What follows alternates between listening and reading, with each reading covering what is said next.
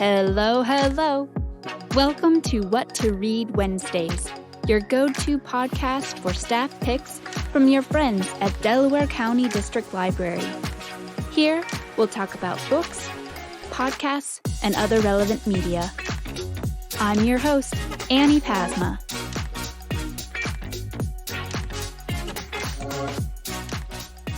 Good morning, folks. We are back here on this Wednesday morning, although, in all transparency, I am recording this on a Monday morning. So it's nice and rainy while I record this today. I like rainy mornings, but I digress. Sorry. As we get closer to Summer Reading Club, I want to highlight the service Personalized Picks. We all know that reading just 20 minutes a day will help not just kids, but adults too in, exercising your brain, as it were.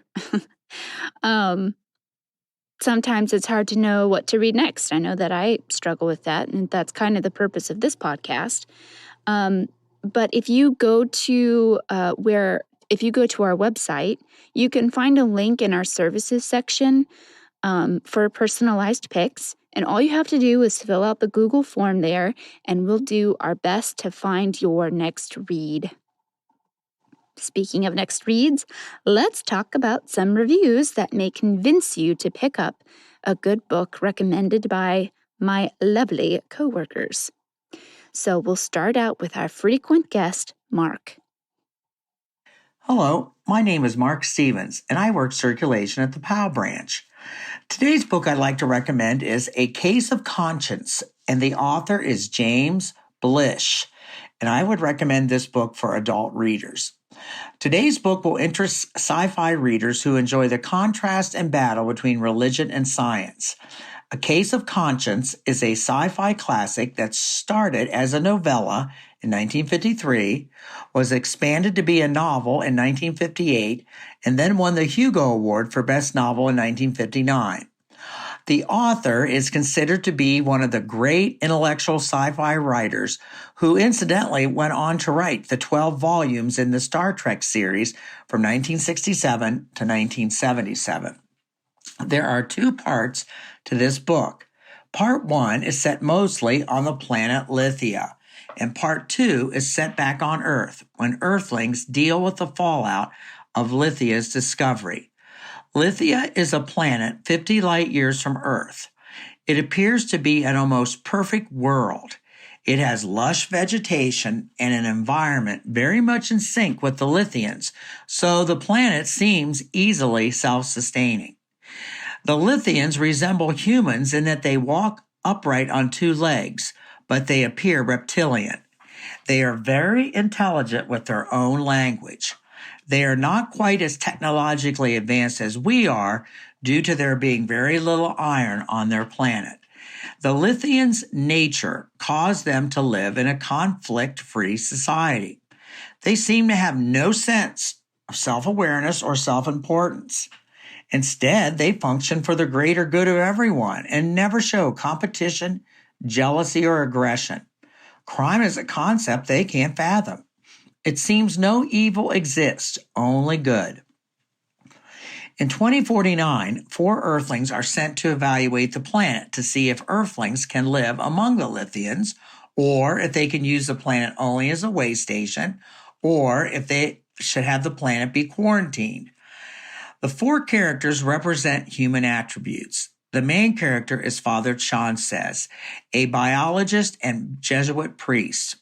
He represents theology, fear, and doubt. Cleaver represents greed and pride.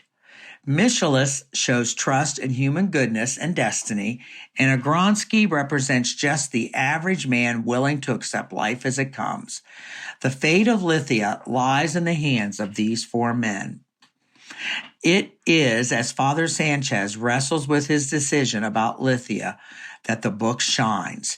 He observes that the Lithians, who have no religion or sense of God, are actually better people than Earthlings. He feels despair as he wonders if God is really necessary for a moral society. Do the Lithians have free will and moral awareness, or are they basically just soulless animals?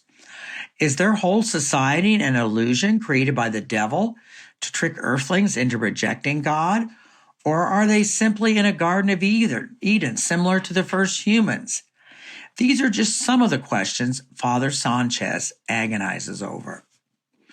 Part 2 takes our 4 characters back to an Earth in turmoil. Due to fears of nuclear war, almost all of humanity lives in shelter societies underground. Civil unrest simmers. Society is even more destabilized as news that the 4 astronauts have brought back an embryonic Lithian given to them as a parting gift by the Lithians. As he rapidly grows and becomes a force in the media, the Lithian causes Earthlings' cohesion to further fracture. I don't want to give any spoilers, but I can mention that Father Sanchez ends up meeting with the Pope, and he must deal with charges of heresy. Will Lithia and Earth face a final judgment day? As you can gather, this is a heavy read. I felt it was kind of slow-paced, but most critics disagreed. This book does an excellent job of dealing with the ethical quandary science and religion sometimes places us. While this book is science fiction, it also is heavy on theology. If this sounds like something you might like, give it a try, especially since it is a well-respected classic. If you by any chance read and liked Maria Doria Russell's The Sparrow, and the book group I'm in certainly did, then you should definitely read this book. It's only 242 pages, and it is available on Libby. I have to say, I've never heard of this book. And I'm sorry that I haven't, but I'm glad that now I am now aware. I don't know about you, but I love hearing about classics. Classics are the best. All right, next we're going to hear from CJ at the main branch. CJ recommends The Salt Path by Raynor Winn. CJ recently read The Salt Path a second time because the title was included on a recommended list of books about the issue of homelessness. The Salt Path is a memoir of a very difficult time in the life of Raynor, Ray, Winn, and her husband Moth. Because of legal entanglements and a failed business venture, they lose everything: their house, their farmland, their farm stay business, and their savings. At the same time, Moth is diagnosed with a debilitating degenerative disease with few treatment options. They are homeless and despairing with a few options left, so they decide to walk. They pack their rucksacks with the bare essentials and set out to walk and wild camp on the rugged 630-mile southwest coast path through Devon and Cornwall. Ray describes the challenges they face with no sugarcoating. The terrain is rough, water sources and free camp places to camp are hard to find, and they have minimal financial resources for food. They are often hungry and thirsty, filthy and exhausted, and scrambling to set up or take down their tent in the dark. Ray writes unabashedly about their positive and negative interactions with people on the path and in the towns along the way. Ray and Moth modify their backstory when they experience people backing away upon hearing that they are homeless. Within the framework of this gripping story of despair and challenge, Ray writes beautifully about the natural world that they live within. Her descriptions of the weather, sea and beaches, bird, animal, and plant life, and the geological features below their feet paint a vivid picture of the landscape of their days of walking. As they struggle with and glory in the natural world, their relationship with that world and each other is changed by their journey. At the end of the book, CJ wondered what happened next for Ray and Moth. Fortunately, Ray has written another book, The Wild Silence, that relates the next chapter of their story. And CJ is really looking forward to rejoining them soon. I don't know about you, but I am intrigued. Although it is a difficult book to read, a recommendation I would have is The Glass Castle. I read it in college, and it affected me deeply. It is also a true story about homelessness, and I believed it was turned into a movie a number of years ago. So go read it if you haven't. Next, we're going to hear from Jenny, formerly of the main branch, but now at the outreach branch. Jenny recommends Sweet Ruin, Immortals After Dark number 15 by Kresley Cole. Say hello to Josephine, aka Jo, an immortal of unknown power and origin. She has existed alone since childhood when she abandoned her brother to protect him from herself. Nearly 10 years later, she crosses paths with a charismatic archer, Rune the Baneblood, a demon/fae hybrid with poisonous blood, doomed to never have another. Together, the unlikely pair works together to try and take down one of the oldest living immortal creatures. Will these two outcasts be able to trust and resist each other long enough to complete their mission? Will Jo ever truly know who and what she is? If you love world building and strong-willed, witty characters, then this is the series for you. Filled with various creatures and lots of adventure, Kresley Cole writes a story for everyone.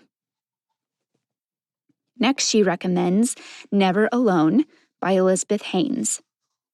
Jenny is a huge fan of Elizabeth Haynes, especially her first novel, Into the Darkest Corner, and her third novel, Human Remains. However, Never Alone just didn't compare to her early novels. Sarah is a middle-aged woman living by herself since her husband's passing and her children leaving for college. However, when a friend from the past comes knocking, she can't help but give him a place to stay. Soon after, strange things start happening, and Sarah doesn't quite feel alone anymore. But what or who was the cause of this unease? It took Jenny almost 9 months to complete this slow-moving thriller. It was only upon getting halfway through that she couldn't put it down. So, if you're a fan of a slow burn read, multiple perspectives, and suspense, then this is the book for you. Thank you so much, Jenny.